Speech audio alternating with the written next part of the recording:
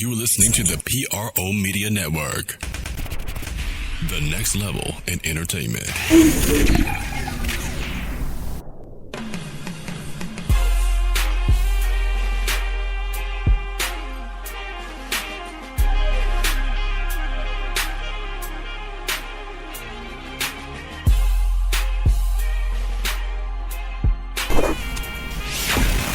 Get ready. It's time for the Sports Coma with Big Q and the guys. Telling you everything you need to know about the Saints, Pelicans, and a whole lot more.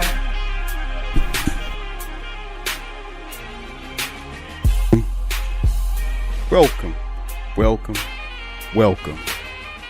You're now rocking with the Sports Coma with Big Q and the guys. And we have intense, entertaining, educating, and enlightening sport talk from your favorite sports family. Of course, I'm Big Q, and this is podcast 313 on the podcast. And in this episode, we're going to be talking about some Saints news and notes, still covering the NFC Championship game. Of course, the NFC Championship game is long and gone, but of course, it's a lot of drawback, still a lot of angry Saints family still dealing with the fact that Saints not going to the big dance, man. We're not going there. We're not going to be there, family, so you might as well let that set in. NFL commissioner, the entire week has totally ignored the Saints fan base and the rest of the people seeking answers on what was happening with this whole deal here. And, of course, the handles everywhere, whether it's on Twitter, the hashtags, or Facebook, Instagram, whatever it is, everybody's still saying the same thing, which is Saints got robbed. And no calls, like the referees were doing, definitely would say that the Saints definitely got robbed in terms of them making the correct calls. But, I always have an interesting perspective on things like this. And as you know, if you listen to the prior show, you heard me explain to the rest of the Sports Coma, the Black and Gold Nation, and everybody dealing with the whole situation that, hey, listen, we had control of this here thing. We could have put these suckers away. And for whatever reason, we played it scared. We're too conservative, kept going field goals as opposed to taking the big leap, going for the big chance plays that would ultimately put you in the position to win the game. The Rams weren't scared. They went for fake punts and every damn thing. And ultimately, they were the victors of the game. Now, you can say, well, because the referees cheated on them on one call, the referees missed several calls. I had documented them in the last show. We spoke about Roby, whatever his face is, Nicky Roby Coleman, was the three plays that he was involved in, guard and wide receivers. He passed interference each one of those plays. The touchdown pass that was going to end zone to Mike Thomas, he passed interference them there. The pass that was going to Ted Ginn Jr., he ran and hit him before the ball got there. All of those plays wasn't called. But the NFL reaches down in the bag of tricks and finds Nicky Roby Coleman $26,000, which is a little less than what they fined Mike Thomas for the cell phone incident. Big up to Mike Thomas, says he did come out and say that was the case. How you find me 30 and then this guy had a helmet to helmet and ultimately had $26,000 fine. So when it comes down to it, what's really going on here, fam? It's like the commissioner doesn't like it, but this is a chump commissioner. I'm going to say it. This is a chump commissioner. And the chump commissioner is one of the people that made the call, that ultimately chose to ignore for this entire week, family. The NFL commissioner chose to ignore the Saints call. He chose to ignore it. He didn't address it. He didn't say anything to the contrary to it. He chose to ignore it. He just hid in this hole somewhere and just chose not to do it. But they decided to throw out a $26,000 fine on Nicky Roby. That basically admits wrongdoing, that they gave him a helmet to helmet. It's just, and of course, the illegal filings. We're going to cover it all today, fam, in this one. This 30, 40 minute, this 1 hour edition of the Sports Coma Live 311. 313, excuse me. Thank you for joining us today. And we're going to talk about that. The fact that the NFL saying that we can't rewind the NFC title to gain, it'll mess up the Super Bowl. It'll cost too much money. So damn getting it right. We got to get this money. That's pretty much what the call is. How you feel about that? And I encourage anybody that you feel played about this whole situation, boycott in your special way. I'm not going to tell you how, but you know how to do it. Whether that means not going to the games, whether that means sending messages, whatever it may be, do what you feel that you have to do. If you might feel like, well, I'm just going to dial back on it. If that's the case, do what you feel that you need to do as a fan. We're going to talk about that, go into that story. The NFL don't want to run it back because it'll cost too much money and it upset the Super Bowl. And I've been telling y'all that's what the NFL, a bunch of greedy bastards. They don't care about getting it right. If they did, they would have fined that referee for not making a call. Also, they probably should have fired them for not making a call. If you're too stupid to see right in front of you that was a pass interference, you don't need to be officiating even on the college level. Go back to high school with that. Ben Watson calls out the NFL commissioner for the silence. The whole week has passed. The NFL hadn't said a damn word, and they ignored you and basically said in leaked statements to certain press members that we're not going to run it back. It's already Sunday again. So a full week has passed. He hadn't said anything. But you probably will see him next week, and by that time, he would say, well, we can't run it back. But this is the kind of duck and hide garbage that you see the NFL's involved in. Never mind the fact that my opinion is that it's, that they looking at the big money, the big markets. The Los Angeles market's a huge market, second largest in the country. The Boston market is one of the top 5 markets in terms of media markets in the world. So you have those two major markets competing. More money for the NFL, more money, more money, more money. Also, the sports coma question of the day, we're going to hit you with that right now, family, is should the penalties be reviewable? We shouldn't be even having this discussion, to be honest with you, if you call what's in front of you. Call what's in front of you. Why we need to change rules and regulations for a SOB that refuses to throw the flag because the fix was in my opinion. We also have PJ Williams was busted on a DWI. Probably PJ just, he probably still suffering from that garbageness. We have we're going to talk about free agent Saints list. We got to get past this whole thing with this NFL stuff. And the next move is who should we bring back to keep the train rolling? Got Gayle Benson's statement on the NFC Championship game we're going to go over. And, of course, interviews from Mikey Loomis, the general manager of the Pelicans and the Saints, Demarrio Davis, and defensive backs Eli Apple. And that said PJ Williams before you got that DWI. We also will read the replies of the previous show dealing with the sports coma. All that today on episode 313. Now, the NFC title game let's get into the first story. Of course, the NFL said it would be too pricey to run it back and make sure we get the correct call in the NFC Championship game. We're not going to do it because hell, it costs too much money. Y'all just have to eat that there, and I don't like that. I don't like how that sounds. And it should be about getting it right. It should be about, listen, we want to get this whole situation right. It was wrong.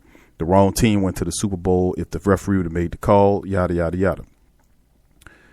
I expected as much. Of course, I know about the rule saying the NFL, the commissioner has the ability to replay the game at certain spots where the call would be made, but they don't want to go through that because, of course, that rule will be challenged every time there's a play where an official is not making a call.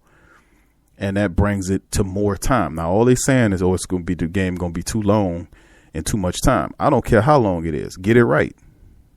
And you're going to remove the human element out of it because they make mistakes. No. The issue of the day is there are crooked referees in the NFL. Wake up to that. There are crooked referees in the NFL that's steering the outcome of the games. It's how do you feel about knowing that some of these referees actually played for the Los Angeles Rams organization and not making calls against said Los Angeles Rams? I mean, it's a lot of stuff that people need to get aware of that happens in football. It's too much money being, thrown around out there. And, of course, the NFL is going to go with the top money makers. But with that being said, in my previous commentary, I said that to me, it don't matter about the NFL's referees. We focusing on NFL referees because we got to come out of our emotional brains right now because we're not in our common sense brains. We know the guy blew the call. That wasn't on the call he blew. That was the most outstanding call he blew. But the reality is that the Saints had an opportunity to win this game. Why isn't anybody but me lambasting Dan Arnold for dropping that damn touchdown. Why am I only one? Why is everybody blowing the officials and not blowing away Dan Arnold, who dropped a touchdown that could have decided the Saints going to the Super Bowl? Did we forget that?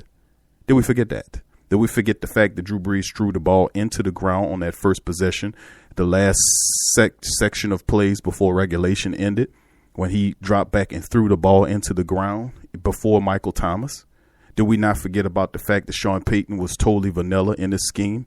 Did we forget the fact that late in regulation, Sean Payton, instead of running the football, throwing the football, he chose to throw it as opposed to run it, when he could have worked the clock down and possibly went for it? Could we think about that? Could we think about the blocking issues that the Saints had in the game and opening up lanes for the running back to run? Did we forget about that? Did we forget about blown coverages and plays throughout this game? Did we forget about that and the fact that we had this Rams team by the you-know-whats and ultimately let them off the hook? Then we could look at the referees and say, hey, the referees are obviously a element of this here thing, but you should never play the game that close anyway. If you do what you're supposed to do and play the game like you were supposed to play, we would be sitting up here in the Super Bowl. The truth of the matter is that we had the control of this game and ultimately blew it because we was too conservative. We chose to go on third down, kicking field goals, as opposed to running or taking a chance on the fourth down. It's the big game. You got to take chances to get there. Rams took chances. The guy passed interference the hell out of him. He knew that he could have did that and ultimately gave the ball to the Saints. But you take chances, you take gambles, and like the old saying say, that the spoils of victory go to the bold. Bold for the fortune favors the bold. The Saints wasn't bold in this one. They were totally not bold, and they came into it playing it safe, and it ultimately bit them in the butt. And like I said, if you want to blame somebody, you can blame the stinking rotten referees, but how about blaming your own man for dropping a touchdown in an NFC Championship game, which would ultimately decide the outcome because it was going to be a close game? Had he cut that touchdown, do you not understand that the Saints would have went on to the Super Bowl? Do we not understand that? Did we forget the fact that the tight end dropped the touchdown in the end zone? Why are we not lambasting Dan Arnold's ass for not being ready for this game? That's where my perspective heads at. I don't care about the referees anymore because I suspected the NFL wouldn't run the game back. They don't care. They just got their money. They're moving on to the next thing. Only us as the fans or people following this thing are emotionally invested. The NFL is not emotionally invested. It's money driven. They got the money for it and they're moving on. That's why the NFL commissioners can choose to ignore the hell out of you and not even make a statement. How disrespectful of this commissioner. The same commissioner that ever did the Bounty Gate stuff against New Orleans and then don't even come out with an official statement, don't even come out with a written statement or whatever. Just nothing, absolutely nothing until next week when they feel like, okay, the timeline is passed. Now we can address it because it's too late to have a replay game. I can't do it because the Super Bowl is coming up on us.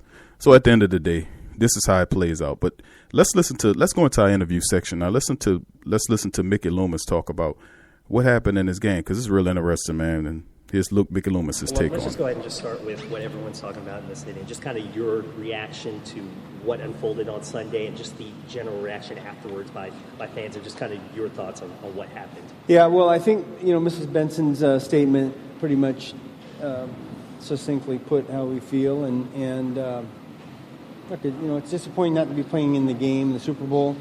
And I think we'd be disappointed regardless of how that might have happened. So I think enough's been said, really. I feel for our fans. I feel for our coaches and our players and our staff that works so hard to get ourselves in a position, winning the division, getting the number one seed, winning the divisional round playoff game, and be in a position to go to the Super Bowl and then have a disappointing ending is really tough on all those people, including our fans. And man, I feel their pain. I feel it too. As far as I was going to say, just moving forward, would you like to see any where a situation doesn't happen like that for either you or teams? Certainly. I think that'll be discussed, and we got a lot of smart people in the league, and they'll review that circumstance, and hopefully we can come up with a solution. I know that obviously fans are passionate, and this is something you have a great fan base here. But a lawyer yesterday filed a lawsuit calling it professional wrestling. Do you just want to take a minute to kind of clear up that no conspiracy or things like that? Yeah, I don't believe in it. There was anything intentional. It just, it was missed. That's what I believe. So, what would you like to see as far as a rule change, as far as including pass interference in the replay? I'm not that far along yet. I think that it just needs to be discussed again, and I think, we have technology and mechanisms that might solve that, but there's always unintended consequences, and so we have to have a long discussion about those as well. What would you? That's Mikey Loomis talking about the game and what he thinks about it. Of course, you heard the reporter mention the term conspiracy. We're dealing with the NFL, so many conspiracies dealing with the NFL. It's like, well, I don't believe it. I just think it was a blown call. No, sir, it was not a blown call. I don't know, maybe because you're a part of it, you can't speak to it. I'm not a part of it. And that's the beauty of having a show, that you're not connected to these people, because ultimately you can't truly speak your mind because you're making money off of this whole deal. You're a part of the whole matrix. So to criticize it too roughly could possibly mean you being shunned to a degree. I have no such ties and affiliations to the Saints organization, the Pelicans organization. I'm totally free. As thus, I can be able to give a clear and concise perspective on what's going on. I don't like people to play with my intelligence. I know what I see, and I see what I see, meaning that I know about the NFL more than just that of a fan. I know from a business perspective. I know what kind of league this is, and I know what they're willing to do. Anytime you uphold the integrity issue and say we got to protect the shield at all costs, what about all the concussion data, the scandal dealing with the concussion, that they were suppressing data for years and ultimately hiding the fact that people were suffering these horrible brain injuries and denied it for years. But when people were questioning then, it was a conspiracy. There have been a number of referees that's tied to the NFL, which is tied to gambling, which is tied to Vegas, which is tied to lines, which is tied to somebody in groups that manipulate and control certain games through the referees when it comes time. The NFL knows this. Any fan that really is more than a fan, that has more of a degree of information dealing with it. If you don't, there are plenty of books on it. There are former referees that played in the NBA, that refereed in the NBA, the MLB, and most of these professional leagues that have written books explaining what goes on. Don't be ignorant about it. Look it up and research it if you truly want to learn how this here thing runs. But from a perspective of what we're seeing dealing with this game, the Saints coming away from that stuff. The Saints had an opportunity to put this damn game away. I don't want to hear about the blown call anymore. Yeah, they blown the call. Yeah, the referee ignored it. Yeah, the referee looked like he was going to dig for his flag. The other had two referees in the area. One waved it off. The other one watched him. Then he did the same thing when the other referee was actually going to throw the flag. The other one waved it off. So he emulated the other one and they waved it off. No call. But that wasn't everything. They missed holding calls on people like Alex Okafor, Davenport. Cam Jordan was held damn near half the game and wasn't called. Referee was looking right at Cam as the guy had his arm around Cam's neck. And I seen the play, froze it. I should have took a picture and posted it on social media. The referee looking right at the man holding Cam around his neck, no flag. You can't count on the referees to do nothing for you, especially at that level of game, because you should have known going in that they didn't have your back. They're looking for to have the best the most. That's just how it is. It's a money play. It's a money grab. What are they telling you right now? What the NFL league office telling you right now? We're not going to replay the game because it costs too much. It'll cost too much to move the Super Bowl or what have you. They're telling you that. And we ain't going to do it because it costs too much money. Not because it means that it'll be right to do to get the right person in there. We ain't going to do it because it costs too much money. So, in NFL, who has more money in all these leagues than the NFL? Seriously. They can delay that and whatever. They can make that up on the back, and that's just a lame excuse. But anyway, that was Mikey Loomis chiming in on his thoughts of the game. We're going to get a few of these players in here first, but let's keep the party rolling. Ben Watson called out the NFL Commission for his silence dealing with the whole silliness. The commissioner refuses to even bat an eye toward the Saints organization. The same person who was involved in the Bountygate situation when it turned out that they didn't have any credible evidence to prove that. But they took draft picks, they fined people, but didn't give anything back. Didn't give a damn thing back. Just ignore that as well. This is the same guy that could have rectified the wrongs of the past, but chose not to do anything. Makes $20-something+ million a year to hide and run in his hole where he belongs. Just remember this, guys.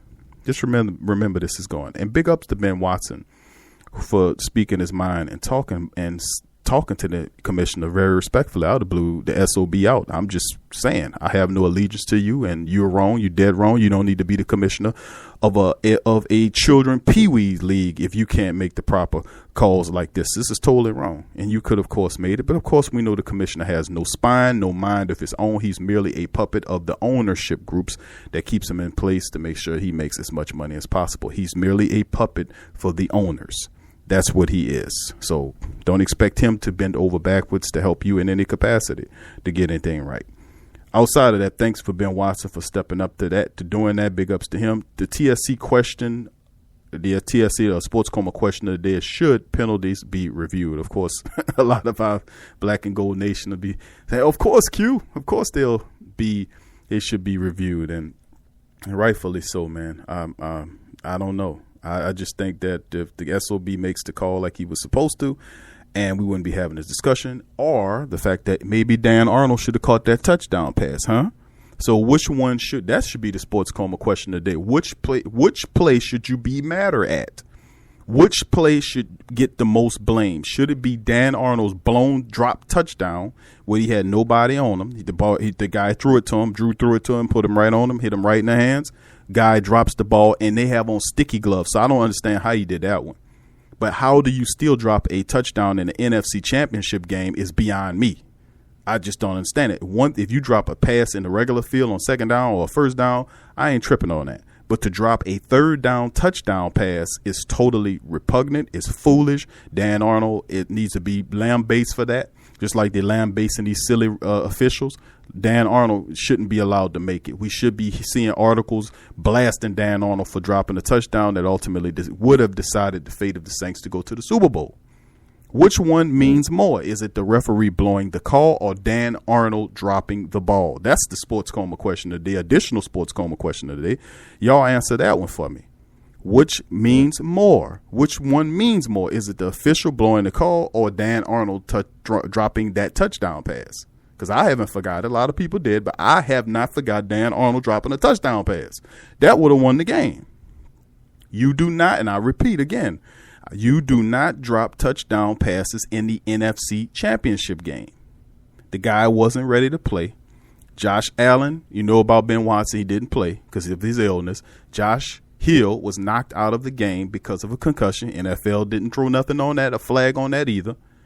And when he came in, big ups to Garrett Griffin, who came in and caught a touchdown pass. This guy dropped one. He had two. He was targeted twice, didn't come up with nothing. And the most important catch of his career was a drop touchdown pass in the NFC Championship game, which would ultimately have decided the Saints going to the Super Bowl. So which one means more?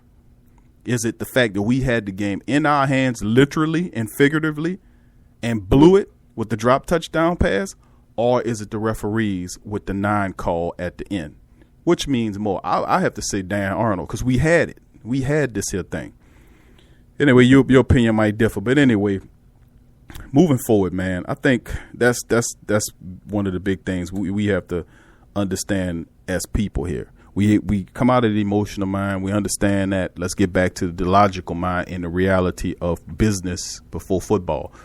They talk about the reporter made the comment to Mikey Loomis about the entertainment aspect of it. I'm glad I remembered to go back to that because it's in the NFL charter.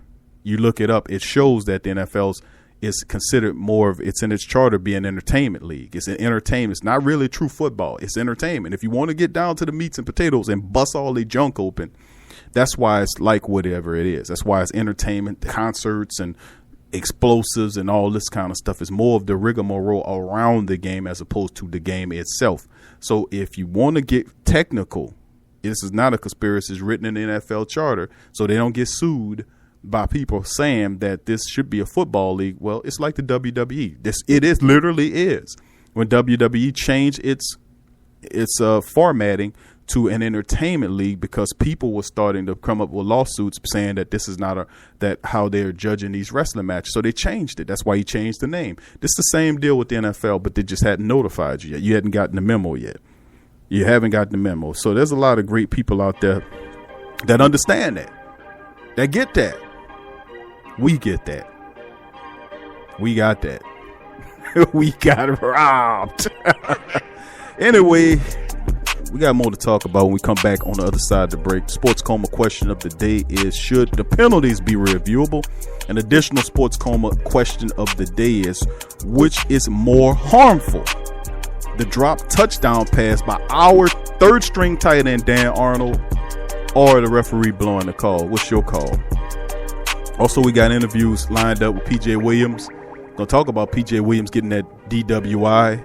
We got Demarrio Davis and a few other people coming up on the interview section. We got some more stories we're gonna cover on the other side of the break, so stay with us. You're listening to the Sports Coma live. 313. Also, we open up the phone lines in the second segment, 504-475-4482. So join us. We'll be back.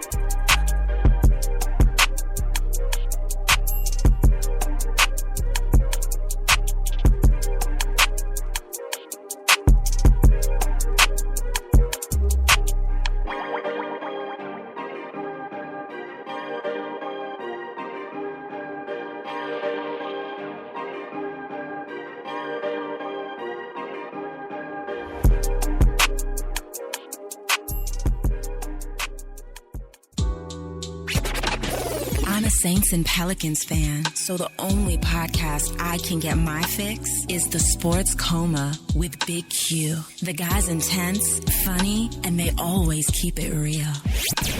Check out the Sports Coma with Big Q and the guys. What's up, sports world? It's Big Q talking at you from the PRO Media Network, letting you know that we're attempting to make things a lot simpler on our listeners and viewers of our mini podcast. So as a result, we're leasing down a lot of our shows to have their own channels for your convenience. Starting soon, shows like Ring King Boxing, LSU's Tough Tiger Talk, the Pelican Postgame Report will all have their own individual YouTube channels. So thank you for working with us during this process. Thank you for subscribing. Thank you for sharing. Thank you for commenting. Thank you for everything. Thank you for your donations and support for our platform as we continue to improve moving forward. Peace.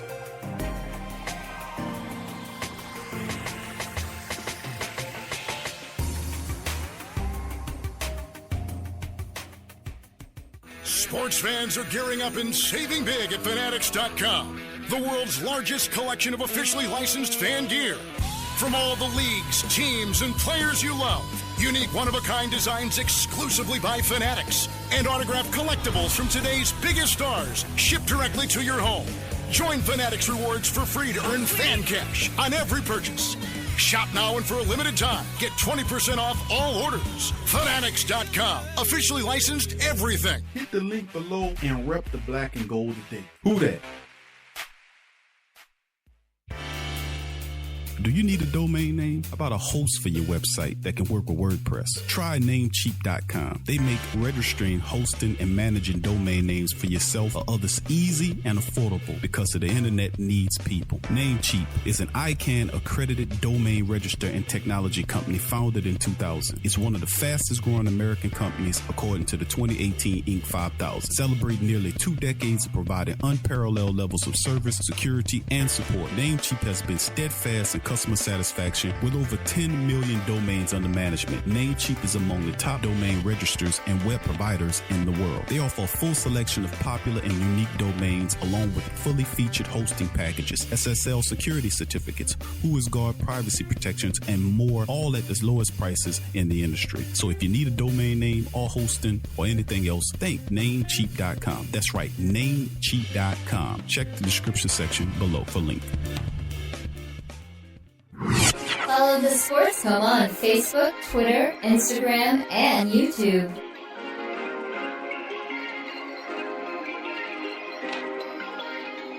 You're listening to the Sports Coma with Big Q and the guys on the PRO Media Network. Welcome back to the Sports Coma with Big Q and the guys.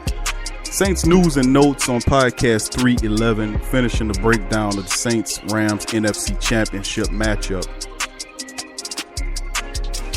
Of course, that was the previous show, episode 311.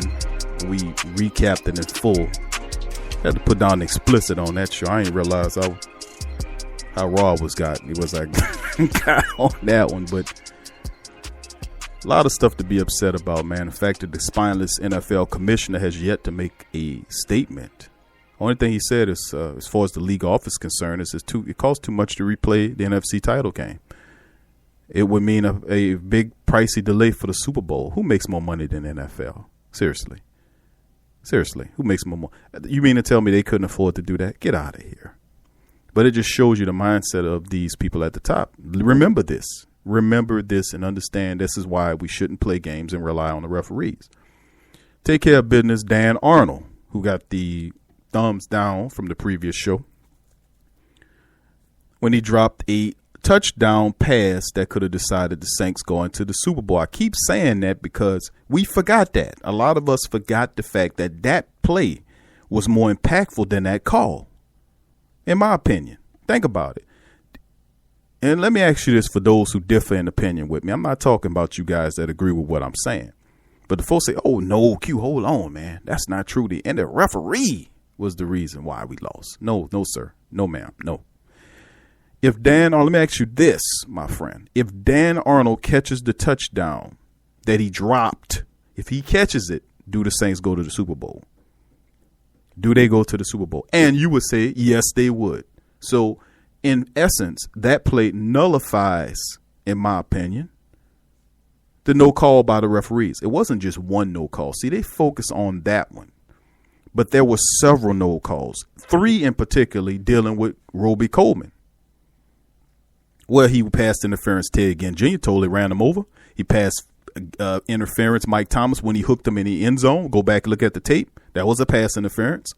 And, of course, the obvious one when he ran over. All that guy does is pass interference. He's worse than Ken Crawley and P.J. Williams in terms of not even looking for the ball. And I love what Deion Sanders said about current NFL, 95% of the cornerbacks in the NFL looking to not getting beat as opposed to looking for a play. And that's exactly what Ken Crawley and P.J. Williams do.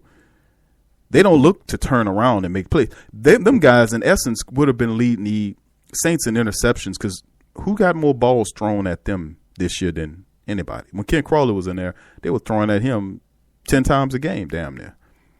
The only thing he had to do was turn around, and he would have had at least 8 interceptions on it. Yeah, I promise you that much. But they looked to not get beat as opposed to making a play. That came from Deion Sanders' mouth. Now, he wasn't talking about them in particular. He was talking about 95% of the cornerbacks in the league look to not get burnt as opposed to make plays. 5% turn around, make a play. Marshawn Lattimore is in one of the 5%. Akib Talib, whatever his name is, he is in the 5% because those type of guys look to make plays. They're confident. They understand how the game goes. They're fundamentally sound in the technique, which is when the wide receiver turns to locate the ball. You turn and look because the ball must be on its way. Now, it's a handful of wide receivers that's real deceptive in that they only turn at the last moment, but the majority of them signal to you that the ball is on its way. With that being said, P.J. Williams, man, poor P.J. P.J. had a DWI. He was caught. I don't know what's going on with P.J. He's facing numerous charges after the DWI arrest. Of course, P.J. is officially a free agent. You know, he's no longer under contract. This most certainly, P.J., is not a smart money move by you, sir, to be quite honest with you. This is not a smart money move to come out and do this, you know, right now. I think you just cost yourself some money here. Not saying that not a lot, but you most certainly cost yourself some money. But poor PJ dealing with the effects of what happened in the Saints game, working your tail off, man, you know, working your tail off and getting to a position and ultimately losing in that way. And that's 2 years straight. You have the Minnesota Miracle and the Debacle in the Dome. That's what I call it.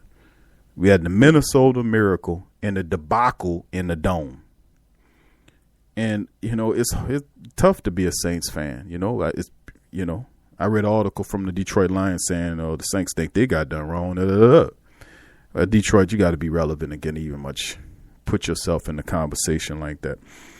But past Wednesday, the Saints, after the NFC Championship loss, we had P.J. Williams, who's arrested on a litany of charges, according to the report from the New York Post.com, said he was driving while intoxicated, speeding, improper lane usage, and failure to use a turn signal. They hit him with everything.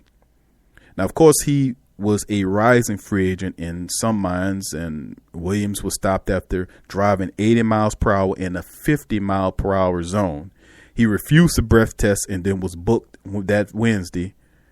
Police said he has since been released on bond. Now, he was arrested and charged with DUI after winning a national championship game as a junior in 2015. So I think that's just how PJ get down. He celebrates by doing something like that, and then I guess that's his go-to move in times of extreme emotional output, whether it's good or bad.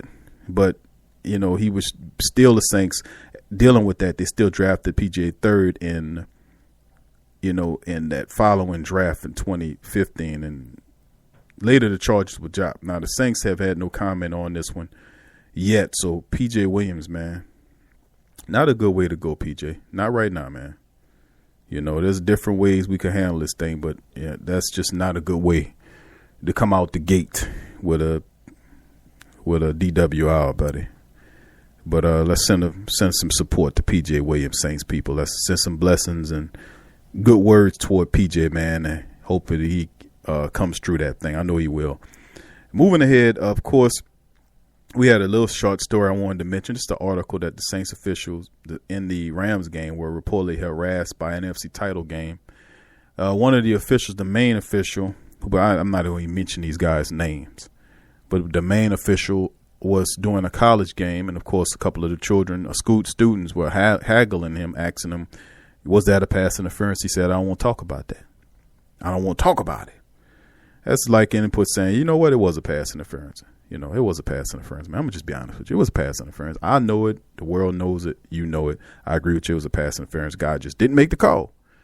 So, it's what it is. But going ahead, we're looking at the Saints free agents. The next topic here is the Saints have, according to a report, they have 22 free agents. Now, most of those guys are big name free agents that we might consider bringing back, but the biggest one on the list, some believe, is Mark Ingram. You're looking at Mark Ingram. Now, of course, he was suspended those first 4 games of the season with that PED situation. And a lot of people think that, kind of hurts his value going forward. But I ultimately think that they have a lot of teams that's going to throw money at Mark Ingram. Hopefully, I think the emotional ties, even though this is a money game, hopefully the relationship that he has with Alvin Kamara and the fun that those guys have, because it's like when they got together, since they've been together, they've been the best tandem in the NFL history. Those guys hopefully have a strong enough relationship where Mark comes back. The interest is, will he come back at a price feasible for the Saints to continue to build ahead? That's my thing. I think he will. In my opinion, I think Mark Ingram will return. They have a lot of other question marks. Teddy Bridgewater, would he come back? The Saints upped a 3rd round pick to get Teddy Bridgewater to see how he did, and in his debut with the Carolina Panthers. Not so impressive, but I look at the entire body of work of who Teddy Bridgewater is. He was Rookie of the Year coming out. He led his team as a rookie into the NFC title game one time and into the playoffs before he had that injury. I think you keep this guy around. I'm just going to be honest with you. You keep him around. You keep Teddy Bridgewater around, and then you gave up a 3rd round pick to get him. So I don't think you give up a 3rd round pick for a 1-year rental of a player. That's a silly way to handle it. Maybe if it was a 5th round pick or a 6th round pick, but a 3rd round pick, I would say that the Saints, being that they did that, they most certainly are looking at bringing him back. Perhaps they'll let the market decide. That's what Mickey Mouse Loomis likes to do at times, is allow the market to dictate the value of what they're going to play. And of course, they have other players like defensive tackle Jay Bromley, who's out there. I just think Taylor Stallworth probably, pushed him forward. There's still Dez Bryant involved in the situation where, imagine if the Saints had Dez Bryant and he didn't get hurt going into the season. Could you imagine what could happen? You could very well be playing for the Super Bowl, because I know Dez Bryant wouldn't have dropped that goddamn touchdown that Dan Arnold did. I just know that, and maybe perhaps we had a couple of those undrafted tight ends like Dan Arnold, who was dropping passes through the year. Most of them difficult passes he wasn't catching. I don't know if I probably would have went with a veteran defensive tight end going into the NFC Championship game, knowing that you have Josh Hill there and then 2 undrafted guys behind them. They don't have much experience. I don't know if I probably would have got on the line and got a veteran tight end in here for the rest of this season just because I knew Ben Watson wasn't going to be available. You know, I would have got a guy in here. Maybe a guy that formerly used to play in the system. Maybe you make that call. Maybe I could have played Klein in that position. Maybe I can play him more at the little tight end position because he's a better catcher of the ball, it appears, in pressure situations than that other guy was. I don't know if I'd have just totally relied on Dan on. I was kind of shaky on him during the season because he hadn't showed me much, you know. He showed me less than what Traquan Smith did, to be honest with you. He had a few games here or there, but I just didn't think he was ready for it, and obviously he wasn't. But Des Bryant is a guy that's looking at possibly coming back here. He could be the answer to solve a lot of these problems. Still have Ted Ginn there. But you have also Jermon Bushrod, who had a pretty stellar season before he had a few injuries. Do you bring him back or do you draft somebody? Very interesting questions. Bushrod will definitely come back for a year at a reduced rate. Then, of course, you had Ken Crawley, who was there. I say no, or practice squad perhaps. But, you know, he has a lot of experience. But Ken Crawley, to me, man, what you've seen from Ken Crawley last year, he is about probably the best you're going to see. So I think it's time to move on from him and P.J. Williams. I'm just going to be honest with you. They need better play back there at the cornerback position. Don't forget the fact that Patrick Robinson, will be healthy for next year. That takes the nickel position. And I'm not mad at P.J. as a dime back because he's not on the field as much. But if you're going to do that, you might as well have drafted or bring in another guy with a little better upside than P.J. Williams. You know, of course, he might come back at a reduced rate. But you don't bring back both either Ken Crawley or P.J. Williams. It's one or the other. And if I had to vote on it, I'd probably say P.J. Williams. Another under-the-weather re-signing could be Tyler Davison. The most least talked about man on the Saints defense is Tyler Davison. He's the most least talked about man on the Saints defense. They talk about everybody. Sheldon Rankins. They talk about, of course, Cam is a star. Then, of course, Alex Okafor is there. Davenport's there about what he can do. Everybody else but Tyler Davison. And he's a starter. And he's been a starter on this team for a while. The Saints probably showed us something early in the year when they tried to bring in Ndamukong Suh, remember? And he chose to go to the Rams. Obviously, he made a good choice in terms of Super Bowls is concerned because they're going. We're not. And the fact that they tried to, before that, get Muhammad Wilkerson, who ultimately chose to go to Green Bay as opposed to come here. So both those guys, if signed, would have pushed Tyler Davison and relegated them to a bench position.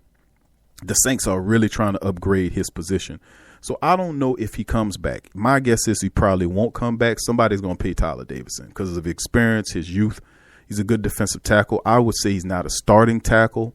I say he's a rotational tackle. That's why the Saints were trying to upgrade the position previously. It just failed. They just failed to do so. Other signings, of course, is Chris Banjo, who I could see him coming back. And we already mentioned what Mark Ingram can bring. There's Daniel Lasco, who's injured. There's Josh Larebius, who was injured. Tommy Lee Lewis, who Sean Payton loves. And, of course, one of the important signings is kicker Will Lutz. Will Lutz definitely is going to get signed by the Saints and brought back. He solidified the kicker position. In my book, he's a all-pro this year, even though he didn't make it. But I still say we definitely solved the kicker issue with Will Lutz, and hopefully they bring him back. And, of course, Craig Robinson's contract up. Love Craig Robinson and what he's done. Hopefully they bring him back. Manti Te'o is another one that's out there. So there are a few guys out there, the Saints, who could be looking at resigning. Which ones are coming back? Don't forget Justin Hardy. Don't forget Vance Bagel, who was out there, and a few other ones. Cameron Tom, and it's a few guys, you know.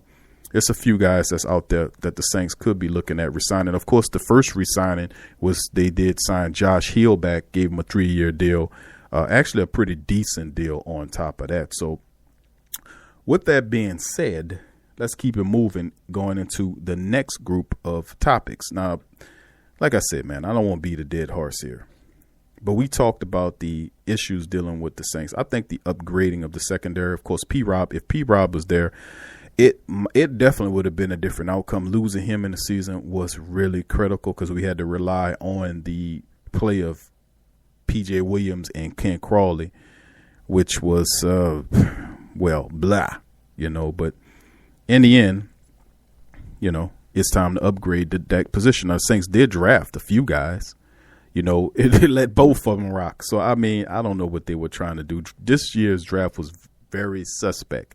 I can't give him much credit. Davenport, I like that move.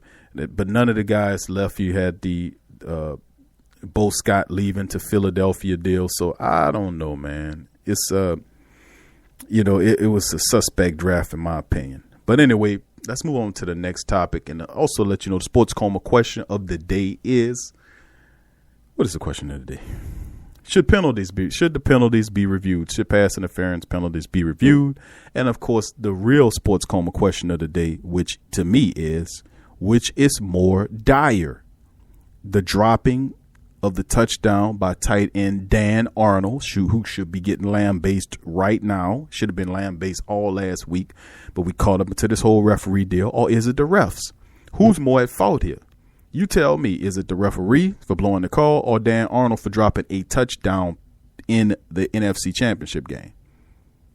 And don't tell me they're equally bad. I want you to pick one or the other. Going to the next topic here, we have Gayle Benson's statement. I ain't going to read the entire statement. If you want to check it out, you can go to our Sports Coma Facebook or Twitter pages to read the entire story on Gayle Benson's statement. And, of course, everybody loves such a classic later. But she was saying that yesterday's result is still difficult to accept for all of us, and I'm thoroughly disappointed by the events that led to the outcome of yesterday's game. Getting to the Super Bowl is incredibly difficult to do, and it takes such an unbelievable commitment from a team and support from its fans. No team should be denied the opportunity to reach the title game or simply win a game based on the actions or inactions of those charged with creating a fair and equitable playing field. As is clear to all who watched the game, it is undeniable that our team and fans were unfairly deprived of that opportunity yesterday. I have been in touch with the NFL regarding yesterday's events and will aggressively pursue changes in the NFL policies to ensure no team and fan base is ever put in a similar position again. It is a disservice to our coaches, players, employees, and most importantly, the fans who make our game possible. The NFL must always commit to providing the most basic of exceptions, fairness, and integrity. Thank you, Ms. Gayle. Appreciate it. Lovely statement. There's plenty more. She has at least another 3 or 4 paragraphs left to read. I'm not going to read her entire statement, but that's just the gist of it. If you want to read the entire statement, you can feel free to go to the Sports Coma Twitter page and the Facebook page, and you can read the entire statement for yourself. But she's absolutely right. It's an integrity issue, and they blew it. They definitely blew the call. It wasn't just that call. It was a bunch of calls they blew. You can go back over the tape and see the referees were looking right at the players and not throwing the flags. I don't. If I was crazy out of my mind, I'll say, oh, the guy was just blind for a second, he missed it, or he's purposely not throwing flags. In my mind, I'll say he's purposely not throwing flags. What is the reason why you're staring at this guy? He got his arm around Cam's neck, and you don't throw the flag. You don't throw the flag. And they were holding Cam. Even when Cam bust free and sacked Jared Goff, the guy was grabbing his shirt, had his shirt pulled while he was sacking the quarterback. No holding penalty. So it was a number of penalties that these refs did not make because they weren't going to make them because the fix was in. And they don't want to say it, but I say it for them, and the players know it too. Come on, man. You don't be that close to it and see the referees, and you see these guys, and you see them make these plays, and they not make the calls, man. This is not hard. It's not hard to me. Oh, the referees have a tough job. Miss me with that. A guy in the all field has a tough job. A soldier in war has a tough job. You sitting out there making calls and throwing flags, man. Get past me. Get away from me with this. Oh, the referees have a tough job deal. Get out of here. Police officers, firefighters, they have a tough job. You only thing you doing is throwing a piece of yellow laundry for a penalty. Get out of here with that, man. But anyway, let's listen to the rest of these interviews right here. We're going to start with Eli Apple and get his take on what happened, how he feel about what happened. Of course, lost. Here's Eli. And like this, the way it happened, it's really rough. So, yeah. Just as a defense, keeping that offense in check throughout that game, just how would you kind of characterize how the defense played, for those 60 minutes and in overtime? I thought we played tough, played gritty. We was running out there, making hits, and We came out with a fast start, had the pick, had the interception with Demarrio. Cam made plays, make sacks. I mean, guys were making plays. PJ had a couple pass breakups. Everybody was making plays. Just they made a couple more at the end. We lost. So. How much did that crowd play a factor just on their side in terms of just communication and kind of? The crowd was amazing. I think the crowd definitely had the discombobulated a couple times, and I mean, that's what we expected. Goff does a pretty good job of. I mean, Cam got the sack, but he does a pretty good job of getting rid of it in time. You know, doesn't take a lot of hits, doesn't take a lot of sacks. Felt that way. Mm-hmm. Yeah, he did a good job today, extending plays, like I said, and getting the ball out quick. Do you come off the field feeling, you know, like not just the defensive unit, but you know, offense, whole special teams, whole team played well enough to win this game? I think so. Yeah, I think everybody did, and it's rough when it comes down to a field goal and when it comes down to a couple plays at the end and stuff. But yeah, I thought we did. Both sides, we played great. Eli, you're a guy who probably feels like you've been called for more penalties, that less contacts happen than that, obviously. How shocked were you to see that? It's pretty shocking. Being a DB, I mean, seeing that from the sideline, how obvious was that call in your mind? The guy got hit before the ball got there, that's all I can say. I mean, yeah. Even the helmet, right? And yeah, all that, targeting, all that. So, should have got ejected, but I mean.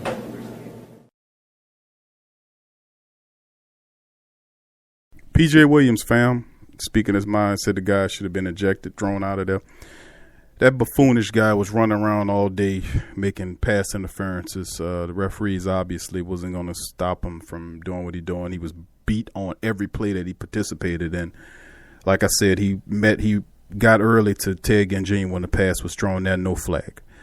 He hooked Mike Thomas in the end zone on a touchdown throw, no flag there. Then, of course, the obviously running Tommy Lee Lewis completely over, no flag there. They were consistent, all right. They just didn't throw any flags. But anyway, moving away from what they're saying, what else do we have here? We got a few interviews here for the fam. Demario Davis is coming up next. And the Sports Coma question of the day, I'm going to say it once more. It's actually two. It's a dual question. Is, should penalties be reviewable? And the other question is, which has more negative impact on the game, the NFC Championship game? Our tight end, Dan Arnold, dropping that touchdown, or the referee blowing the flag. Notice none of the reporters seem to want to ask the question was about Dan Arnold. Dan Arnold dropped the touchdown that could have put the Saints in the Super Bowl.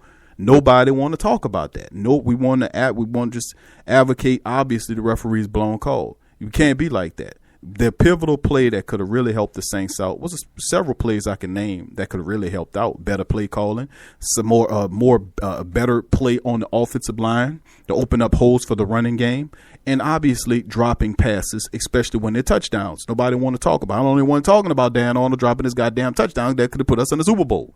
But at the end of the day, that's why the Sports Coma is what the Sports Coma, and they are what they are. Let's listen to what Demario Davis had to say about that play. Here's Demario. Obviously difficult yesterday. Is it still sinking in, or is it something that you gotta? I know you can't move past it in a day, but is it still kind of marinating? Yeah, it's still setting in. It was a tough loss. How do you move on from that, or how much time does it take? I mean, obviously you have a long off season, but do you have a fix on, I guess, when you start moving one foot in front of the other? I mean, you gotta process it the right way. Emotionally it was devastating, and so you got to make sure that you compartmentalize it the right way. But then you got to get up, dust yourself off, and get back in the lab. Now, not having been with this team last year, but now having been with it this year, do you have a good idea or a good feel for how this team is going to react? It's a great group, first-class organization, championship organization, used to playing in big moments and in big times, and contending year in, year out. So it's just a blessing to be a part of this group. When you look at it, is it something where, it's more the mind needs to heal, or maybe more the body needs to heal, I guess, in this offseason? Only time will tell. you got to process it. Like I said, you got to process it the right way. Emotionally, it was devastating. So it's a lot of emotions into that. You got to make sure you deal with those mentally. You got to be able to look at it and understand what you could have did differently, and make sure that you take the right look at yourself. And then physically, you just got to put in the work to be better. And so you just got to process it the right way and move forward. That's Demarrio Davis family talking about getting over. And this is the emotional attachment. Let's let it be known from a Saints standpoint, a fan standpoint. You follow the team all year through the first practices, mini camps, all the way up until this point. The players are there busting their butts. They're in there lifting weights. They're in there running. They're in there practicing the correct diet. They're in there studying the playbooks. They're in full dedication mode, in and out the organization year round, doing everything they feel to do, listening to the coaching personnel. And that's both the coaches, too, who are dialing up the play call and setting up the schedules for practices, transporting these guys on buses back and forth, running them around, flying on airplanes, going here, following schedules, doing all this meticulous stuff, and then getting down to the aspect of playing. Go through all of that, and then it ends like where it ends, how it ends. It's just a tragedy. It really is. It's a tragedy. And like I said, to get there and then one or two plays decide the outcome of what you were practicing for getting there. There was no doubt in my mind as the season started that after what happened in Minnesota, that the Saints were definitely facing going to the Super Bowl. They already had penciled themselves in for that, and they came up one or two plays short of making it happen. That is absolutely heartbreaking, to put in all that work and just to fall short. You know, that's one of the things that I want to make known about the whole deal, and why it is imperative that, you know, we understand the process, and why, you know, the players and the coaches and, of course, the fans going through what they're going through. But we had this thing in our hands, and it wasn't just exclusively the damn referees. Let's go on to our final interview, which is P.J. Williams. Here's P.J. Williams' take on what happened. P.J., obviously, difficult way for the season to close out. How long does it take to process this? And I guess it's hard to put a timetable on when you move past it, but is it still a work in progress? Yeah, definitely, man. It's just tough, man. Just whenever you think about it, it's a little tough on you. But, you know, you gotta be able to move on from stuff like this, man. You got to have a short memory, because you don't want it to affect your life or affect your career. So I feel like the main thing, you got to just really think about it and know that you got to move on from things like this because it's over. So you can't just dwell on it or let it affect you in a negative way. So I feel like you got to pretty much try to take all the positives from it and move on. Now, I know you said move on and have a short memory. You're a cornerback, obviously. That's what they teach you guys. But the finality of it, to not have another game to move forward to, you know, how much does that affect? Yeah, it's rough, man, because we just knew we was going to the Super Bowl, man. We felt like this was our year. We put ourselves in a great position to be able to do it. So it's definitely going to be tough, man, just not having – just with the season being over, man. And I'm sure it'll hit us a little bit more probably in the next couple of days. But like I said, you just got to move on, have a short memory, and just think about all the positives towards everything, and then just keep going. To see the way this team That's P.J. Williams, fam. P.J. Williams saying have a short memory. And I don't know anybody's memory more shorter than P.J. Williams, how he get burnt and toasted. He definitely forgets real quick. Little levity there. Anyway, moving forward, going to the Sports Coma replies from the previous question, which was, what was the previous question, fam? I forget what all this going on. What are your thoughts on this one? You know, of course, on the NFC Championship game, that was a pretty simple, basic question, was what are your thoughts? Well, we're going to start with Chase Tayson. What's up, Chase? He said, there's absolutely no excuse for that no call. There is no hiding from this. Even if you tried to make an argument for it, it will seem as if you were pulling for the Rams and being biased. I am really sketched out by the NFL now. This is an abomination and completely utter bull crap. He didn't say crap, but you know what he mean. But thanks, Chasen, for that. Yeah, man, that's strong sentiment right there. A lot of people out there feel the same way. You know, that this was utter bull. And the fact that the NFL, this is a week later, have not addressed this issue is repugnant. It's totally, totally terrible. This is a PR nightmare. They're waiting for the time to run out, so then they'll probably issue a statement sometimes next week, because the people in legal are actually moving legally against the NFL to force them to do something about it, and that forced them to come out with the statement that, hey, we're not going to replay this thing because it costs too much. We have to move the Super Bowl, and we care more about playing the Super Bowl and getting it wrong than we care about getting it right. If you got to spend the money to get it right, it's your folly. Fix it. If it comes down to the officiating, in which they didn't make any calls. And I also would say, if I could say, whoever has the power to say to the NFL, to say, listen, let's change this whole situation where the NFL, if you don't throw a flag on the play, you can't find the man. You can't find him if there's no flag on the play. So if it's a helmet to helmet and the referee misses it, you don't find the goddamn man. You don't have the right to do it. Because if it wasn't a penalty on the field, it shouldn't be one off the field. So cut it out with that, NFL.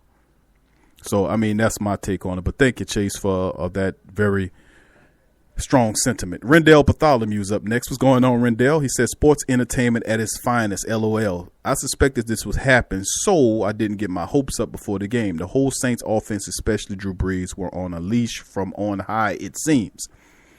They've played this way ever since the Cowboys lost. Brees has not looked like himself in key moments of the game. He looks like he's being controlled, so he holds back. The offense doesn't look efficient. The game should have been a blowout from the start. Anyways, the NFL scripted LA for marketing purposes. Plus, they wanted to send Tom Brady with his 6th and final ring. I've noticed every time Nick Saban loses in the national championship game, the Patriots always win the Super Bowl in the same year. Saban won his 6th championship at 66 years old. He's saying 666. Belichick is 66 years old now. Patriots will win the Super Bowl 36 rematch. Patriot dynasty will die for good after that. The NFL hates the Saints still, and never would I trust the NFL going forward. Strong sentiment for Rendell Bartholomew. Do you hear that, you stinking, rotten, corrupt NFL? Do you hear what this man and many of the people that pay and follow your league for years feel about you? Because you, even though your officials got it wrong on the field, you compound the problem by not fixing it off the field. But you gonna find a man even though the penalty wasn't thrown, which is admitting guilt. But the still does nothing about it, but they're gonna get that money. They're gonna get that fine money. That's why it's despicable to me. And you're absolutely right. It is a sports entertainment aspect of it. It's in their charter. Y'all need to research that. You know, we're not going to be stupid fans or stupid followers of nobody's stuff. Timothy Russ. What's up, Tim? He said, what does a broken hand have to do with getting put on your butt several times? Now, Tim's a former offensive lineman, so he's going to speak to the lineman. Throughout the season, on a goal line play, Pete was supposed to block Vander Esch, but Vander Esch blocked him. Pete literally falls on his butt. Kamara was running to that hole, but had to cut inside. That's when Lawrence smacks Kamara for yard loss. That's just an example of how sorry Pete is. He is the Crawley of the offensive line. Wow. He's ranked 79th best lineman, LOL, which is considered below average according to PFF. I didn't know that, Sam. Didn't know that he was rated so low. I thought he was a little bit higher at that, and then didn't know that. But Quack Jones says that he's injury prone. What Tim said, that he's injury prone, and Quack said he's garbage.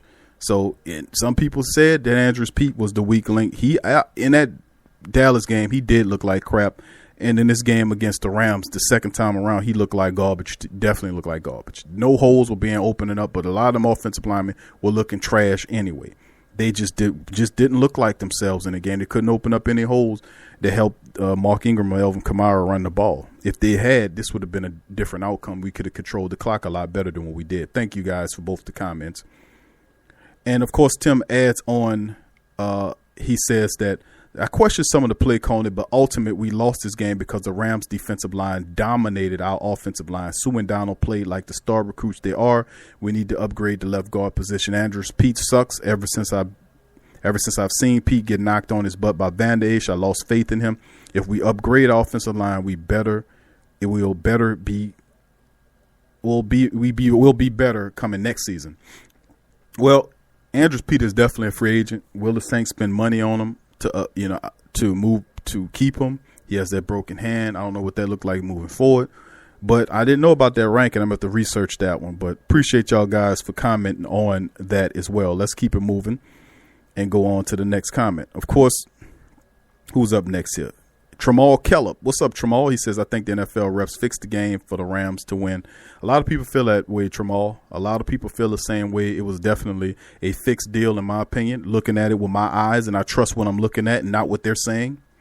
But I definitely agree with you. It was a fixed outcome. The referees held too many flags. It was really evident. It wasn't even a slick side fix. It was a blatant fix, because how do you justify them not calling pass interference calls on that guy? He was responsible for at least 3. How do you not account for the fact that they did not throw penalties on holding when they were holding the Saints defensive lineman, and the referee standing there looking at him with his hands down in a catcher stance and a referee stance, umpire stance from in baseball, looking at the man? It was a picture where I froze the thing. The guy had his eyes fixed on the guy, and he has his arm around Cam's neck. No flag. You know, it was several plays that occurred in penalties where we knew that the penalties, the fix was in. Let's go on. Thank you for that, Tramal. Audit the Fed says LA and New England are the biggest markets in the world. NFL has the motives and has the means to fix games. The NFL charter states it's an entertainment, not a game. So legally, it's the WWF. XFL will bring fairness to football starting a few weeks from the Super Bowl. NFL is a fraud. Do you hear that, NFL? Audit the Fed is another follower of your league and of your teams, and he has lost whatever faith that he had in you. Do you hear these comments? Do you hear him? I hope they hear him loud and clear. And he's and Audit is absolutely right. It's in their charter that it is an entertainment league. It is. Those who don't know, you know now. Appreciate that, Audit the Fed. Going to Sean C. What's up, Sean? He says, "Sup, fellas? Tough night at work. I couldn't even stay focused. I can accept losing to a better team, but I can't accept cheating. I can't accept it. We lost. We could have done better. However, the call was so obvious, it's hard to get over this. Last year, this is going to sting for a while. Next year, we need to reload the offense and set the league on fire." Who that to you, my friend. Appreciate you. And you're absolutely right. This was a tough one. And you had the Minnesota Miracle. I've termed it the Debacle in the Dome. So we had the Minnesota Miracle and the Debacle in the Dome. That's 2 really critical mistakes. But I think this will drive the team even harder to come back, even more focused than what they were last year, if you can believe that. And the Saints will be their most complete self, because they will focus on the things that need to happen, like getting a better tight end situation and not trying to use a wide receiver, convert it to a tight end as a tight end, actually get a guy that played tight end to be a tight end. Moving ahead. Young Dex says, "What's going on, Dex?" He said, "Bro, you should." Oh, he was talking about, he couldn't hear it. I didn't understand that one, but yeah, we fixed that on the next one, Dex. So be looking out for that. Origin Hot Boy 504 is in. What's up, brother? He says, other watch that play. Do you think the NFL's rigged? Most certainly, in certain games, you could say that, man. You got 30-something NFL teams, and the same team keep making it into the Super Bowl year after year. Are they really that good, or are they getting help? I seen a play where Tom Brady was supposed to roughed when the guy just swiped over his shoulder, and they called that a pass interference. I mean, not a pass, but roughing the passer. It's absolutely asinine, man. That some of this stuff, like if you make a call and it's really a bad call, you can go back and say, you know what, let's fix the call. Let's fix the call. Let's go back and change the call, because it was obviously a bad call. Referees should have the ability to go back that and make the ability. Like if I make a bad call, I don't just look stupid, stand up there pretending like I'm official and the call was right. And everybody in the arena know that you made a stupid call and a dumb call, but you're going to pretend like it was the right call. Cut it out, man. Get this stuff right. Marvin Norman, what's up, Marvin? He said, yes, Rams were holding our defensive line every play last night. You're absolutely right, Marvin. I can turn on the tape. Every damn play, they were hooking and holding, grabbing, and the referee sitting right there on the line didn't make one call. So you won't fuss at one, you fuss at it, all of them, because they were doing the same thing. Marvin Norman also said, yeah, right, bro. That one pass at the end, we should have ran all 3 times on 4th down, took a delay game penalty, and kicked the field goal. Why not, Marvin? Marvin, that's common sense, right? That's common sense football. Why he ain't do it? And this man's a professional coach. That's what I'm saying. How could you be that mad at the referees but not be mad at your own coach and players for dropping touchdowns, for bad calls, for being too conservative, for your offensive line blocking as shitty as what they did? Why can't we admit to that and be real? Why we all this rob stuff? Why we with all this Saints got robbed stuff? Well, I mean, come on. We had this game in control. We could have beat this team. We dominated this team early in the year. It was the same damn team, less than one player. You know, come on. Come on, let's keep it real. Appreciate the comment there, Marvin. Quack Jones says, wow, is all I can say. Quack is speechless. Appreciate it, Quack. And that's going to do it for all of our comments in this one. But like I said before, in my humble opinion, people, I'm just going to keep it real. I'm just going to tell you the truth. I'm just going to keep it real with you and tell you the truth. That's all I can do. And in this matchup, Saints had this game, man. Referees did what they did, but we should have kept it out the referee's hand is all I'm saying. Well, they won't reverse it. So let's move forward. Let's focus on improving and making a team better going into next season is all I can say, man. Let's just improve them going ahead and just keep it moving. Anyway, I'd like to thank y'all, all the new and established people. Y'all subscribe, hit the notification button for more content from the Sports Coma. We tell it like it is here, fam. I'd like to thank y'all for joining us. If you like the show, like I say, hit the notification button, thumbs up, subscribe, share the show with all your people. Support us by going on patreon.com/the PRO Media Network. Support our sponsors and join our social media. All those links are in the description section below. So from me and the team here at the Sports Coma, thank you for joining us today. Peace.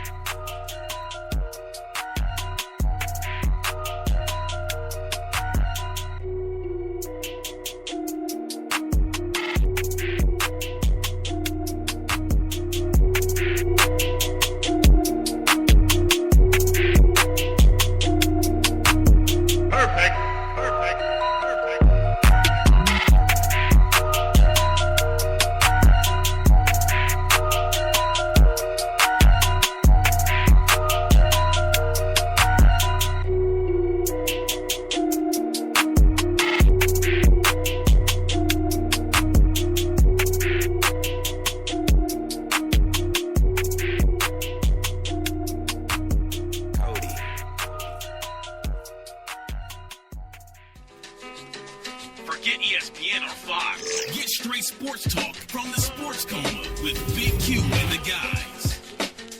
Thank you for listening to the Pro Media Network, who provides hours and hours of free edutainment to you and yours. If you are benefiting positively from our content, please donate to help us grow our platform by going to www.patreon.com/the Pro Media Network. That's www.patreon.com/the Pro Media Network, and support the true independent artists. Tea is your escape. It's your opportunity to create a moment for stillness, for reflection, for yourself. It's your connection to a world of senses, flavors both exotic and familiar, energizing and relaxing. It's your retreat from an increasingly turbulent world. It's the perfect paradox of simplicity and complexity. Teabox.com connects tea to people, uniting the richest flavors of the finest teas with the curious, the cultivated, and the adventurous all over the world. The freshest tea you've ever tasted, from crop to cup. There's simply no simpler way to experience the wonderful complexity of tea. Teabox, packing up the freshness. Tea thrives on freshness, and so do they. Teabox temperature and humidity control facility ensure that tea is maintained. The teas themselves go into oblique bags with aluminum layers that protect them from excess moisture and light. With Teabox, shopping for fresh, loose leaf tea is easy because you make an informed purchase. You know exactly where your tea is coming from. So for the freshest teas in the world, check out Teabox.com. That's right, Teabox.com. Check the link in the description section below. Go to to newfrog.com for all of your electronic gadget needs. Fast becoming #1 online seller of cell phone and accessories, consumer electronics, automobiles and motorcycles, home and garden items, 5D diamond painting crafts, electrical and tool supplies, computer and networking supplies, lights and lighting supplies, sports and travel items, toys and hobby supplies, apparel and accessory, mother and kid items, health and beauty items, and much, much more. Newfrog.com has up to 70% off on some products, and you can check out their weekly promotions for all the best deals. Remember, when thinking online electronics and gadgets, think New Frog. Newfrog.com. Check the link in the description section below. Vapor DNA is the absolute premier online vape store, offering an industry-leading selection of e-cigarettes, e-liquids, and accessories. Our friendly and knowledgeable customer service team is always ready to provide the best customer service experience to ensure you find what you're looking for. We guarantee our vaping gear shop products to be 100% genuine and the lowest price.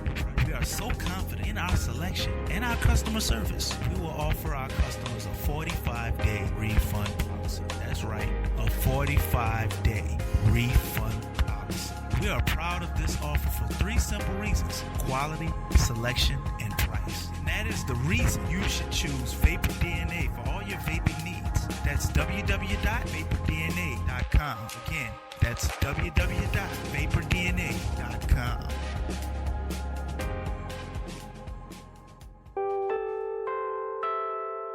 In today's world, children are bombarded with negativity on television, online, and at school. Our kids need to have a positive outlook on life and the world around them. I want to share with you a valuable resource you can use to bring positivity into your child's life. It's the new book, 101 Powerful Children Affirmations, a guide to positive child self-image, from author and dad, GJ Barabino.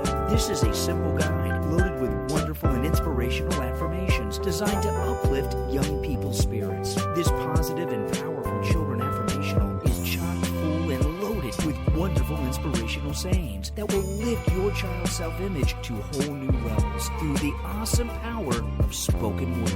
101 Powerful Children Affirmations, a guide to positive child self-image, from author and dad, GJ Barabino. Available on Amazon. Order a copy for yourself, your child's teachers, or anyone you know with children. 101 Powerful Children Affirmations, a guide to positive child self-image. Order your copy today.